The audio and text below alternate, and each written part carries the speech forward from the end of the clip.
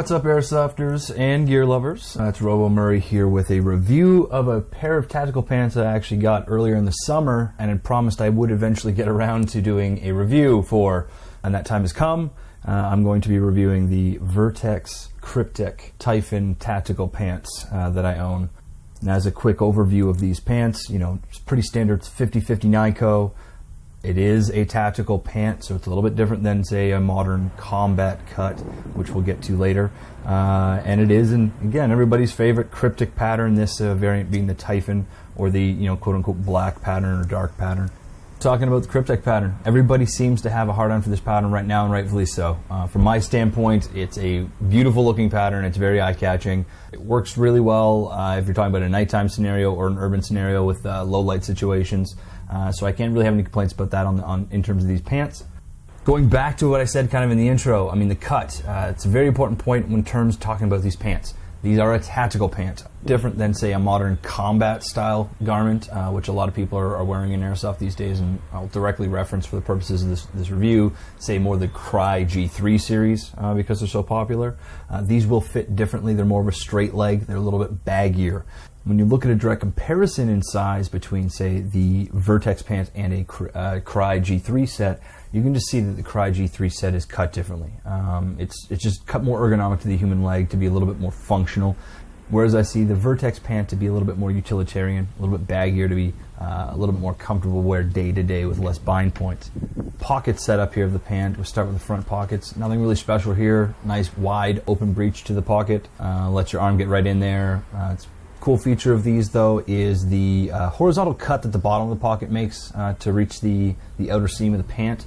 Now, this is for easier hanging of tools by clip inside the pocket, whether that be a flashlight, multi-tools, knives, what have you. Now, one neat feature of the right-hand side pocket in these pants is there's a built-in secret stash pocket for whether it be your cell phone or wallet or whatnot, and it actually pretty much sits flush seam-wise when it's closed.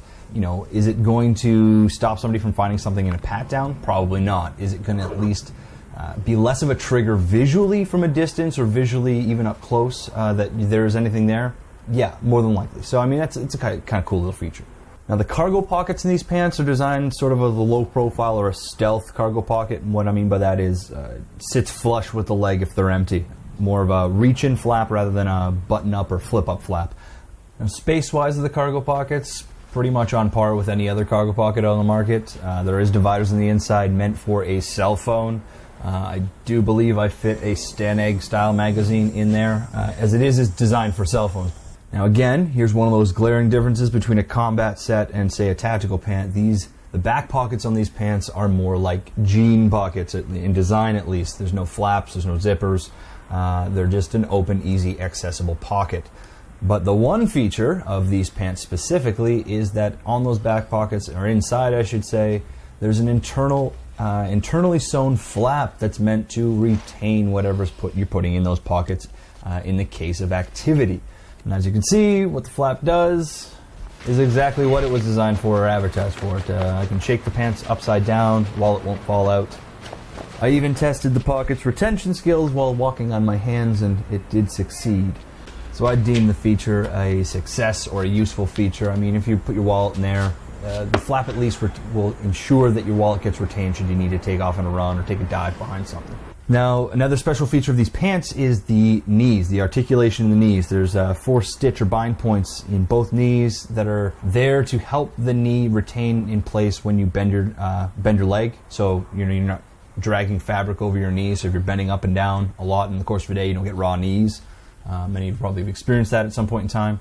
This just lets the leg actually bend easier in a crouch or in a movement scenario. Cool feature. You know, I think any feature that lets me think less about the pants I'm wearing during action and more on the action, I call it a success, which this I kind of deem.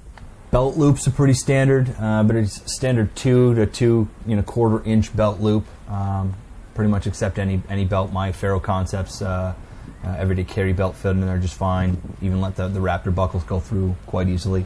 So nothing special there. Same with stitching. I'm not really a seamstress kind of guy or a stitching kind of purveyor or judger. If it looks good, I roll with it. As long as it doesn't rip or fall apart within under heavy use within a couple months, I'm a happy gentleman. Nice addition is the elastic sections in the waistband, which aren't as customizable as the Cry options, but do ensure a snug fit. The crotch is, of course, diamond gusseted, which allows you to do all your ninja moves without the fear of blowing out your crotch. And for those of you who care, these are constructed in El Salvador with US-made materials.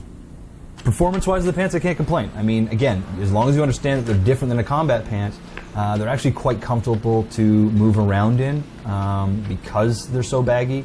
I don't mean baggy like huge. They're just really easy to move around in. But again, because they don't have the built-in features like padding, like the Cry does around the waist, or the knee areas that Cry has in the knee pads, there's downsides. There's bumps and scrapes and all that fun stuff.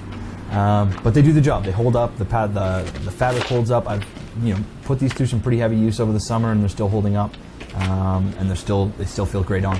So to wrap this up, I mean, I'd say if anybody's looking for a nice dark pant with a cool pattern, this is a great pant. It retails for about $110, I think, from the Vertx site in the States.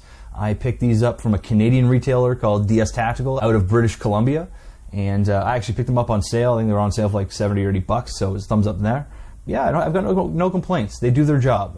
Again, they're not a combat cut. As long as you know that they're not that, they're great pants to wear. They're very comfortable, and they're a great purchase. I'll post links in the description below to the Vertx site where you can purchase these. You can find them at actually a lot of retailers in the States. Far too many to list. If you failing going to the Vertx site, searching on Google for these pants, they will pop up. If you're a Canadian, I do believe that bdus Tactical is the only place really carrying them in Canada, so I will post that link at the bottom too. They're really cool guys, treated me really well before and up at the beginning of the summer, so thumbs up to those guys. So thank you guys. Hope you like this review. More of those coming. I am doing some reviews of my FCPC and all my other Ferro Concepts stuff, as well as the incoming PTS equipment that's on its way right now, and more gameplay.